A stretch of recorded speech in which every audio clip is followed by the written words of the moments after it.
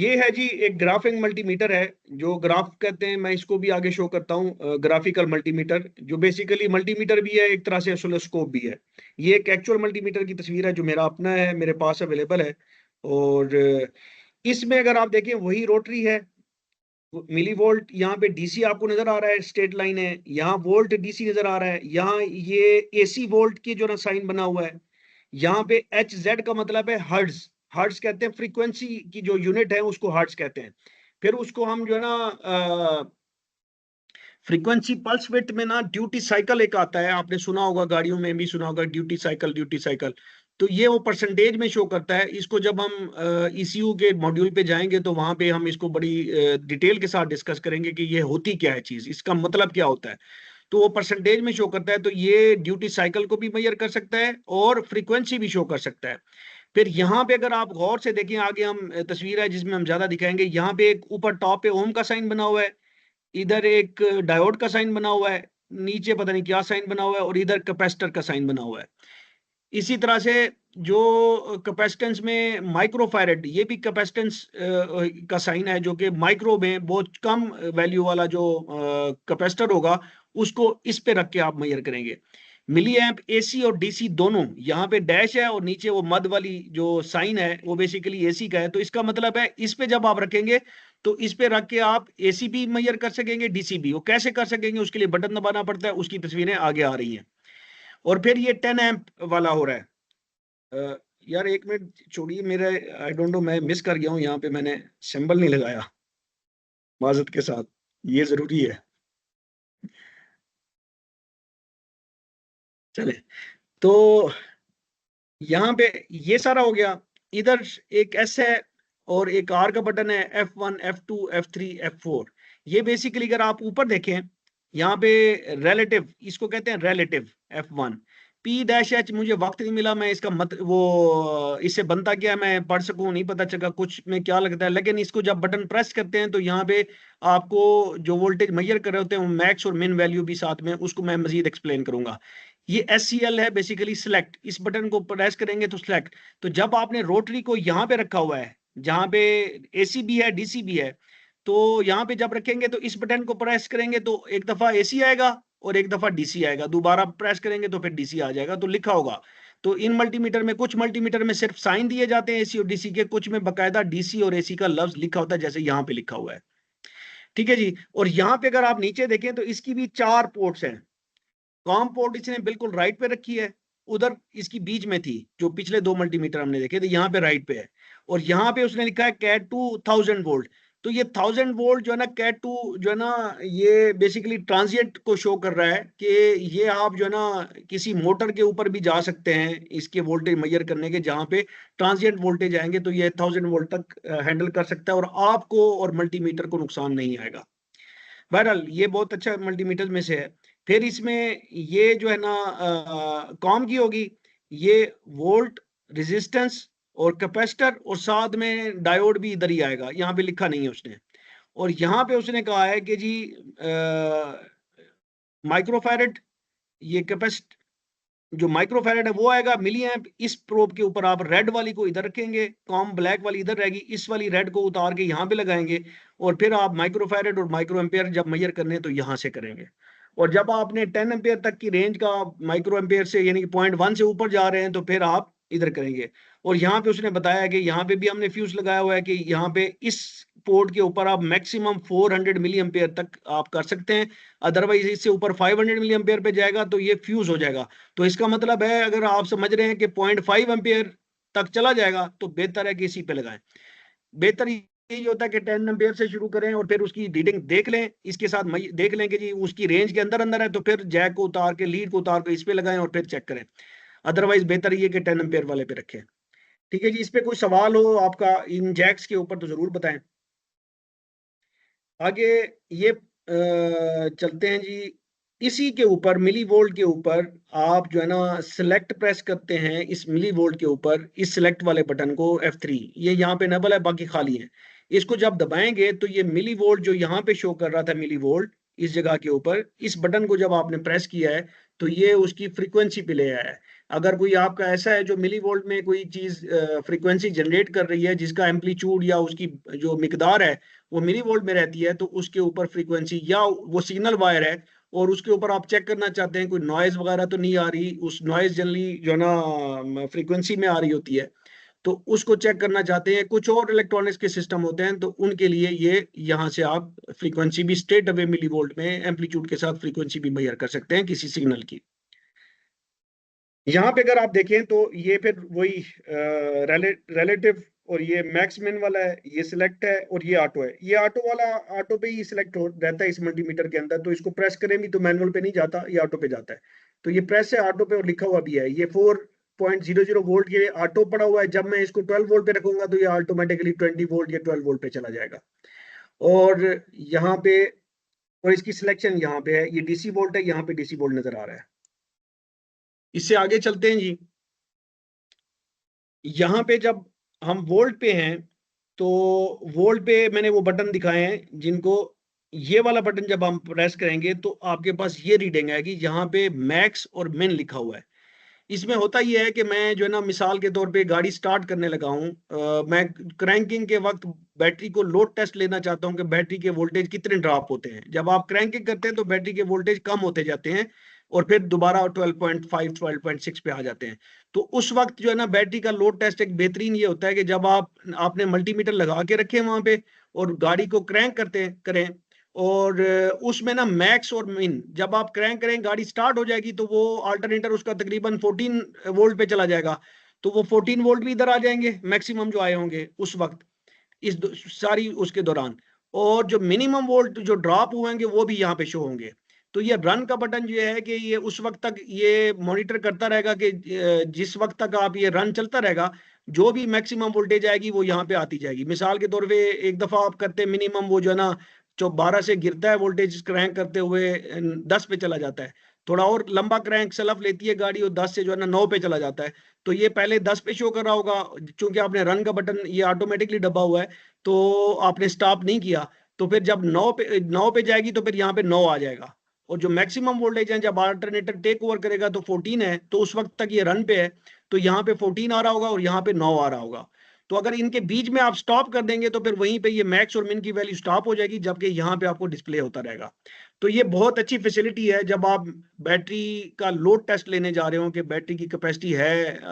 बाज़-औक़ात ये होता है कि बैटरी ठीक काम कर रही होती है, स्टार्टिंग ठीक दे रही होती है, लेकिन जब आप लोड टेस्ट इस तरह का करें तो वो 9.6 वोल्ट से जब नीचे जाता है तो इसका मतलब है बैटरी लोड लेने के काबिल नहीं है, बैटरी चेंज होने वाली है।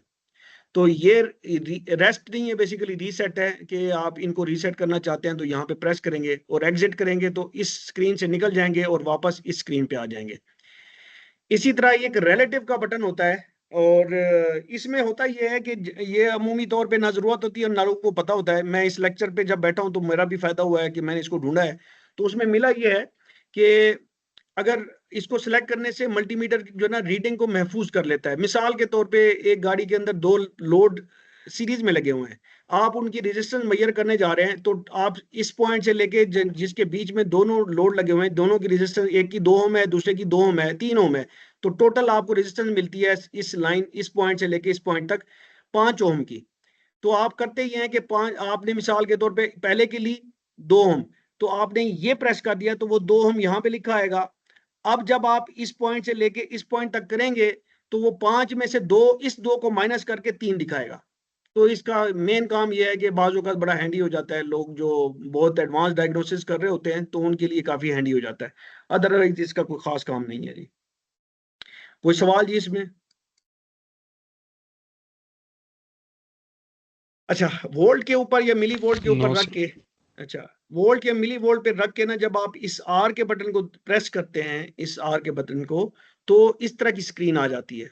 इसमें होता यह है कि आपको इस स्केल के ऊपर वोल्टेज होते हैं, हर डब्बे की एक वैल्यू। मिसाल के तौर पे अगर मैं कहूँ कि ये 0 है, यहाँ पे 0 वोल्ट है, तो ये डब्बा मिसाल के तौर पे 1 वोल्ट का है, ये 2 का है, या ये 2 वोल्ट का है तो ये 4 हो जाएगा, इस डब्बे पे 6 आ जाएगा। तो इसको हम ग्राफ को देखते ही हमें अंदाजा हो जाता है यार ये 4 वोल्ट पे, ये 3 वोल्ट पे फ्लक्चुएट कर रहा है, 4 वोल्ट पे जा रहा है।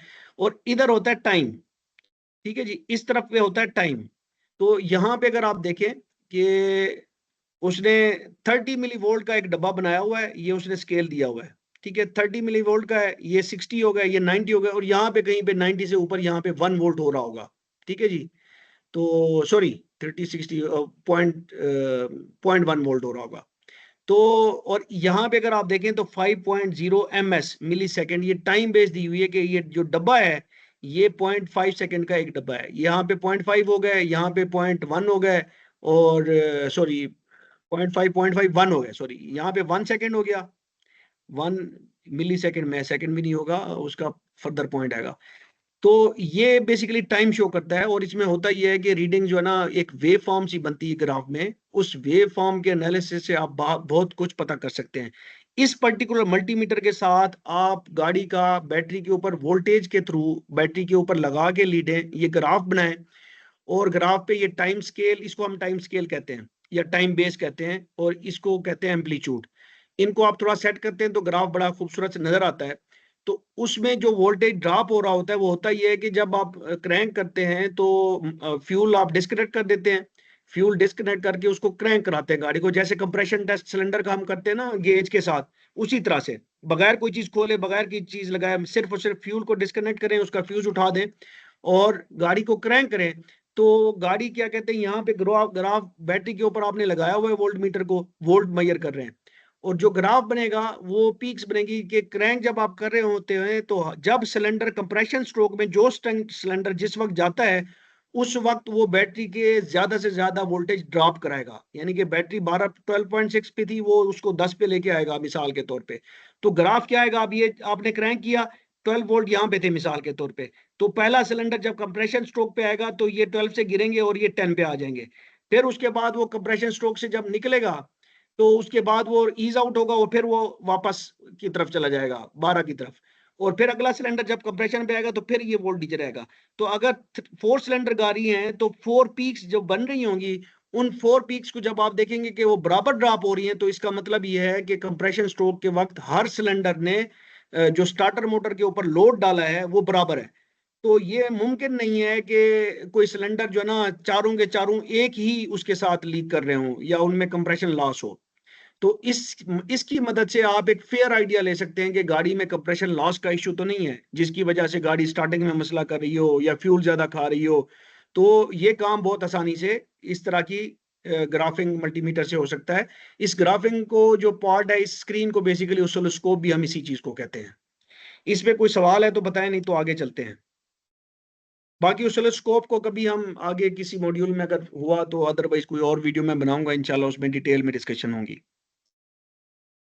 हाँ जी, एनी क्वेश्चन भाई, या समझ ही नहीं आ रही? नो सर क्लियर है। बकाया कुछ मल्टीमीटर्स के अंदर नए ऑप्शन आ रहे हैं अपना, इसके अंदर टेम्परेचर का भी आजकल चल रहे हैं जो हाँ टेम्परेचर जी, भी मेजर करती हैं सेल्सियस में और फ़ारेनहाइट में। और एनसीवी सर्किट के बारे में एनसीवी भी। क्या कहती है हाँ जी, वो सच जरा एनसी किस लिहाज से है वो बताना जरा। अच्छा, एनसीवी के मुझे अब मैं रिकॉल नहीं कर पा रहा हूँ, इट स्टैंड इसकी एक्सपेंडेड फॉर्म क्या है वो नेट पे सर्च कर लें। बेसिकली अगर मैं सिंपल लफ्जों में कहूँ ना, एनसीवी बेसिकली उसके अंदर एक इंडक्टर लगा होता है जो क्या करता है, वायर के साथ जब आप करीब जाते हैं तो उसमें वो कुछ करंट इंड्यूस करता है, वोल्टेज इंड्यूस करता है, जैसे रिले जो है ना, हम आगे भी बात करेंगे कि वोल्टेज प्राइमरी और इग्निशन कॉइल में क्या होता है, दो वो लगी होती है, कॉइल्स लगी होती हैं। एक कॉइल में आप बैटरी का वोल्टेज डालते हैं और उसको ऑन ऑफ कराते हैं। तो जब आप ऑन ऑफ कराते हैं वो बैटरी, जब भी किसी तार में से आप करंट गुजारेंगे या वोल्टेज उसमें आएंगे तो उसके इर्द गिर्द मैग्नेटिक फील्ड बन जाती है। तो इस मल्टीमीटर के अंदर अगर वो कॉइल लगी होगी, एक कॉइल लगी हुई है और एक तार में से करंट गुजर रहा है या वो उसमें जो है ना पावर आई हुई है, तो उसके इर्द गिर्द एक मैग्नेटिक फील्ड बनी हुई है। तो जब आप इसको मूव करके लेके जा रहे होंगे तो ये मैग्नेटिक फील्ड को इसका जो कॉइल है वो कट कर रही होगी, जिसकी वजह से उस कॉइल में कुछ वोल्टेज इंड्यूस होते हैं। जब वो वोल्टेज इंड्यूस होते हैं तो उसको वो मल्टीमीटर मेजर कर रहा होता है, तो वो उसी हिसाब से कम होते हैं तो वो हल्की बीप पैदा करता है, जब आप करीब जाते हैं वो वोल्टेज ज्यादा हो जाएंगे तो वो बीप को तेज कर जाता है, जिससे आपको पता चलता है कि जो है ना अब ये मल्टीमीटर एक पावर लाइन के करीब पहुंच गया है। फिर इतने सेंसिटिव सिस्टम बना दिए हैं, एक टेस्टर भी मैं मंगवा रहा हूँ उसमें, या ये एनसीबी वाला भी, कि अगर वो वायर बीच में से कहीं पे कट है तो जहां तक वोल्टेज आए हुए हैं वहां पे कुछ ना कुछ इफेक्ट होता है और वो मल्टीमीटर का जो एनसीवी सिस्टम है उसको पिक करता है। तो कट से आप आगे जाते हैं तो वहां पे किसी किस्म का कोई वोल्टेज अवेलेबल नहीं होता, मैग्नेटिक फील्ड नहीं होती, तो वो खामोश हो जाता है। तो उससे आप जो है ना डिटेक्ट कर लेते हैं कि वायर में अंदर ब्रेक कहाँ है। तो ये बड़ा एक अच्छा फंक्शन है, लेकिन बहुत सारी जगहों पे वैसे तो बड़ा हैंडी लगता है, और वो बहुत अच्छा भी हो जाता है बाज़ औक़ात। बहुत सारी लूम्स, पावर लूम्स में अगर कोई मसला हो तो उसमें काफ़ी फ़ायदा दे सकता है।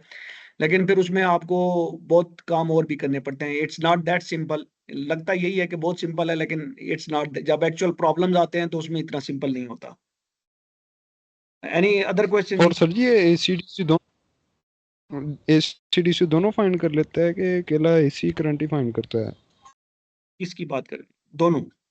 एनसीवी। डीसी। जी जी, एनसीवी एसी के लिए खास है, बाहर के लिए। इसी प्रिंसिपल के ऊपर हॉल इफेक्ट वाला फिर आ जाता है। उसमें थोड़ा मॉडिफिकेशन है। जो एसी है ना, उसमें क्योंकि जो करंट है वो अल्टरनेटिंग करंट होता है, ठीक है जी। और उसमें एक मैग्नेटिक फील्ड कोलैप्स कर रही होती है, बन रही होती है। तेजी 60 हर्ट्ज है तो इसका मतलब है वो बन रही है, खत्म हो रही है, बंद हो रही है, खत्म हो रही है। तो उसको वो पिक कर लेता है। जो डीसी के लिए आपको बेसिकली जो है ना कॉइल के साथ आपको हॉल इफेक्ट सेंसर बेसिकली चाहिए पूरे का पूरा। तो वो हो, उसको एनसीबी नहीं कहते होंगे। तो उसी के लिए ऑटोमोटिव के लिए एक टेस्टर भी है जो मैं मंगा भी रहा हूँ। तो उसमें बेसिकली प्रिंसिपल पीछे वही होता है। अगर आप बिल्कुल सिंपलेस्ट में कहें तो वो मेन चीज वही है। बट ये है कि चूंकि एसी में मैग्नेटिक फील्ड जो वायर के अंदर होती है क्लैप्स कर रही होती है, डीसी में नहीं कर रही होती, वो स्टैटिक होती है। उसके इर्द गिर्द जो है ना मूवमेंट का होना, कॉइल के अंदर मूव कराना बहुत जरूरी होता है। तो उसमें फिर बेस्ट ये होता है कि वहां पे फिर हॉल इफेक्ट लगाया जाए सेंसर। जो आपके क्लैम मीटर होते हैं, कुछ क्लैम मीटर सिर्फ और सिर्फ एसी हम करंट को मेजर कर सकते हैं। कुछ होते हैं जो दोनों को कर सकते हैं। जो दोनों को कर सकते हैं उनके अंदर हॉल इफेक्ट होता है। जो सिर्फ एसी को करते हैं वो हल्के होते हैं, उनके अंदर सिर्फ कॉइल वाला सिस्टम होता है। और कॉइल के अंदर जो वोल्टेज इंड्यूस होती है वो बहुत कम होती है, तो उसके लिए फिर सर्किटरी वगैरह भी लगी होती है अंदर। आई होप इससे काफी क्लैरिटी आ गई होगी, एटलीस्ट आइडिया, फेयर आइडिया हो गया होगा कि क्या चीज है एनसीवी और क्या वो चीज है। ठीक है जी। जी सर, सर जी सर। सर जी जी, बोले आसिफ साहब। सर ये जो आवाज से इसका पहचाना है मैंने आपको। Sir thank you, welcome. शुक्रिया। सर जो टेम्परेचर की ऑप्शन आ रही है, ये हाँ किस हाँ। क्या रेडिएटर का टेम्परेचर या इंजन का टेम्परेचर, किसकी ऑप्शन है? उसमें ना मैंने देखा नहीं है, मेरे ख्याल में उसके साथ प्रोब मिलती है, ठीक है ना। वो जी प्रोब सर। में, हाँ जी, वो इतना कोई इतना वो नहीं है, बहुत ही सस्ता काम है, यानी कि और तो आप बड़े चीप से मल्टीमीटर के अंदर भी वो चीज़ आ गई है। तो वो डिपेंड करता है आप क्या किस इस्तेमाल पे करना चाहते हैं। लोग उसको एसी वाले बाजों का एसी के सामने रख के भी वो करते हैं कि जी कूलिंग कितनी दे रहा है मेजर करते हैं लोग। और कुछ इवन जो आपके, अगर उसकी रेंज इतनी है तो कूलेंट सिस्टम का टेम्परेचर लेने के लिए भी आप कर सकते हैं। तो मुख्तलिफ हैं, उससे बेहतर तो कूलेंट सिस्टम के लिए इस्तेमाल करना हो तो फिर इंफ्रारेड गन जो होती है वो भी 1000-1500 में, 1600 1800 में, 2000 मैक्सिमम में मिल जाती है। तो वो तो बगैर टच किए जो है ना आप बाहर से जो है ना एक वो ट्रिगर प्रेस करते हैं तो आपको जो है ना उस सरफेस का टेम्परेचर दे देता है। लेकिन वो एयर कंडीशनर के लिए इस्तेमाल नहीं हो सकती। ठीक है, इसी तरह से छोटे छोटे और मीटर मिल जाते हैं जिनके साथ जो है ना तार के साथ एक छोटी सी चिप होती है जिसको थर्मिस्टर, ये जो थर्मिस्टर वाला होता है वो लगा होता है। वो हल्के से टेम्परेचर को भी सेंस कर लेता है, वो ज्यादा एक्यूरेट होता है। तो ये इतना कोई बड़ी चीज नहीं है टेम्परेचर सेंसर वाला। अब ये फीचर्स आ रहे हैं मल्टीमीटर के अंदर, काफी सारे और भी चीजें आती जा रही हैं उसके अंदर। लाइट भी लगा दी है लोगों ने, पता नहीं क्या क्या कर दिया है। तो आगे चलते हैं जी। ये अब आप देखें कि एसी वोल्ट इस मल्टीमीटर में, मैंने जिस तरह से कह रहा था कि कुछ में जब एसी देगा तो एसी लिखा नहीं होगा, वी के नीचे जो ना ये वाला साइन बना होगा जो यहाँ पे सिलेक्शन पे बना हुआ है, यहाँ पे हर्ट्ज। और फिर जब आप सिलेक्ट का बटन दबाएंगे तो ये फ्रीक्वेंसी पे लेके आएगा, ये परसेंटेज के ऊपर ड्यूटी साइकिल इसको कहते हैं। ठीक है जी। कि वो फ्रीक्वेंसी का ड्यूटी साइकिल क्या है, कि वो पल्स, जो फ्रीक्वेंसी पल्सेस होती हैं वो पल्स की विड्थ बेसिकली वो कितने परसेंट ऑन 1 पे है और कितने परसेंट 0 पे। इसको हम बाद में जब हम इस यू कम्युनिकेशन सिग्नल पे जब भी आएंगे तो इस पे डिस्कस करेंगे इंशाल्लाह। फिर यहाँ पे सिलेक्शन आप देखें कि इस पे जब आपने रखा है तो स्ट्रेट अवे मिसाल के तौर पे मेगा ओम पे आया है, 40 मेगा ओम जो ना ऑटो पे 40 मेगा ओम पे ये रेंज है इसकी।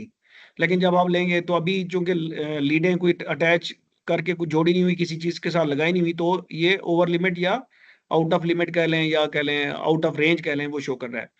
तो जब मैं सिलेक्ट को दोबारा दबाऊंगा तो ये फिर चेंज करेगा। यहाँ पे मैंने क्या किया है, मैंने मेरे ख्याल में ऑटो को दबाया है और इसको होम पे लेके आया हूं, शायद इसका है, ये है फंक्शन। हाँ जी, ये कंटिन्यूटी का शायद है साइन। ये स्पीकर नजर आ रहा है आपको और रेजिस्टेंस नजर आ रही है, सॉरी ये सिलेक्ट ही दबाया है तो यहाँ पे फिर वो रेंज नहीं आई। सिलेक्ट जब मैंने दबाया है तो ओम का साइन आया है और स्पीकर का साइन आया है, तो ये बेसिकली कंटिन्यूटी पे आ गया है और ऊपर लिखा हुआ है कंटिन्यूटी, यस। और यहाँ पे देखिए इस मल्टीमीटर के अंदर ना जो बैटरी है, जो आपने सेल लगाए हुए हैं, उसकी भी डिपिक्शन देता है कि बैटरी अभी इतनी रह गई है। और ये 400 ओम कह रहा है, तो इस मल्टीमीटर की उसकी अगर आपने देखा हो तो वो 100 पे था, पता नहीं कितने पे था, या 40 पे था। तो ये 100 ओम अगर रेजिस्टेंस होगी उस वक्त तक तो वो कहेगा, अगर फॉर एग्जांपल एक तार आप उसकी कंटिन्यूटी चेक करते हैं, अगर उस तार की रेजिस्टेंस 4 ओम है, 400 से ऊपर ओम है, तो ये बीप नहीं देगा। तो जब हम इसको कंटिन्यूटी चेक कर रहे होते हैं तो जनरली हम जो ना रेजिस्टेंस वैल्यू नहीं देखते, कंटिन्यूटी के साथ ये रेजिस्टेंस भी लिख के देता है यहाँ पे हर मल्टीमीटर। लेकिन हम बीप सुनते हैं, बीप आई है तो फिर हम कहते हैं हाँ ब्रेक नहीं है, वायर के अंदर ब्रेक नहीं है। बीप नहीं आई तो हम कहते हैं ओपन है। अगर उसके अंदर रेजिस्टेंस 400 से थोड़ी सी बड़ी हुई है तो वो बीप ये वाला मल्टीमीटर 400 से ऊपर भी नहीं देगा। ठीक है जी, ये हो सकता है उससे कम हो, लेकिन इसको देख के मैं 400 ही समझ रहा हूँ। यहाँ पे उसने डायोड का साइन बनाया है जी। डायोड की मेजरमेंट पे भी हम बात करेंगे। फिर सेलेक्ट का बटन दबाया, F3 दबाया है तो फिर डायोड पे आ गया है। और यहाँ पे वो बेसिकली जब आप फॉरवर्ड बायस में उसको चेक करते हैं तो यहाँ पे कुछ वोल्टेज जो कि 1 से कम होते हैं, 0.3 से लेके 0.78 वोल्ट तक आते हैं, तो वो वोल्टेज शो करता है अगर वो डायोड ठीक हो। और उसकी रिवर्स बायस में जब चेक करते हैं तो ये OL ही शो करेगा वहां पे। अच्छा जी, अब कैपेसिटेंस है और ये नैनो फैराड लिखा हुआ है क्योंकि कोई लीडें लगी नहीं हुई, कोई चीज बैयर नहीं कर रहा है, तो ये यहाँ पे कैपेसिटेंस चेक करने के लिए ये सिलेक्शन आ गई। अब जो अगली स्क्रीन है उसमें हमने आ गए हैं मिली एम्पेयर के ऊपर, AC और DC के ऊपर। अभी मिली एम्पेयर DC है, इसको मैं सिलेक्ट का बटन दबाऊंगा तो मिली एम्पेयर या एम्पेयर DC के ऊपर, ये बल्कि सॉरी मैं सीधा सीधा इसके ऊपर 10 एम्पेयर पे आ गया हूँ DC के ऊपर, और सिलेक्ट का बटन दबाया है तो ये AC पे आ गया है। ठीक है जी, आई होप इधर तक क्लियर है जी, कोई मसला तो नहीं है।